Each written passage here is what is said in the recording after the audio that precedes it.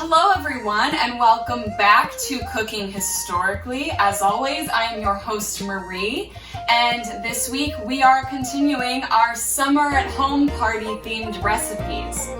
So this week I wanted to make something that I often missed out on at the summer barn party until this year, which is we always have really good beer at the summer barn party. So I sort of took that, and there just so happens to be a recipe in Made 9 Pies that has beer in it. So I went with it. So it's called Judge Gladding's Recipe for Rarebit. I have no idea what rarebit means, but when you read the recipe, you're basically just making what we would call nowadays beer cheese. And I love cheese and I love beer. So I figured let's do both, and I can always put it on a pretzel later. So that's what we're doing today.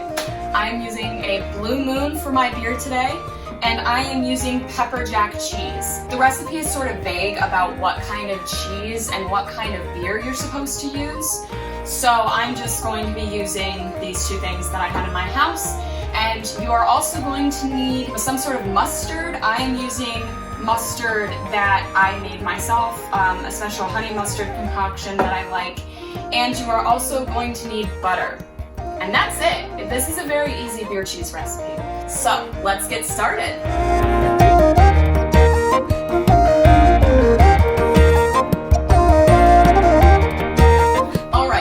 So the first thing we are going to do is cut up our cheese into little cubes to make it easier to melt. And again, I'm using pepper jack cheese because I like my beer cheese a little spicy, so that's what I'm using. I have left this out on the counter for a little while to make sure that it's soft enough to be able to melt easily. You don't necessarily need to do that, but also I sort of forgot that I had it out on the counter, but that's fine.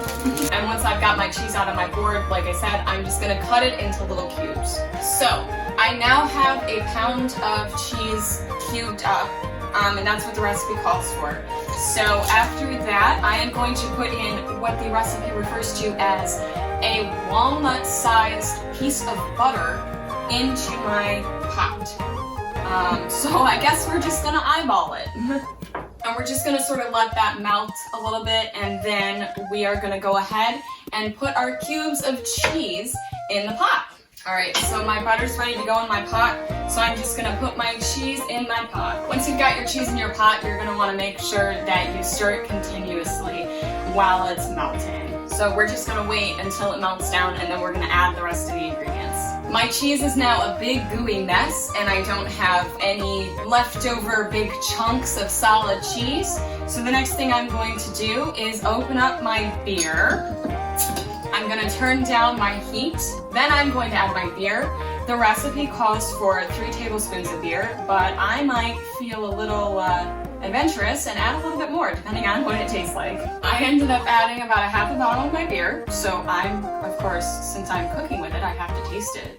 So I'm gonna take a couple sips. So good. And then I'm going to add my mustard. The recipe calls for a teaspoon of mustard, but again, I might put in a little bit more. I'm just gonna do a little taste test just to see if I like the way it tastes. And then after that, I am going to put it in a mason jar.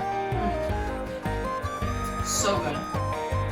And then I'm just gonna put it in my mason jar. So that's it. That's how you make your very own historical beer cheese, or as Judge Gladding called it, rarebit. This would probably be really good on pretzels or crackers or anything that you would want to put cheese on. So thanks everyone for watching today, and don't forget to donate to the Summer at Home Party campaign going on at the Chenango County Historical Society this year. I hope that these last couple of videos have really made you feel like you could create the summer barn party at home yourself, and it's all the flavor of the summer barn party at home. Thanks again for watching, and I'll see you next week.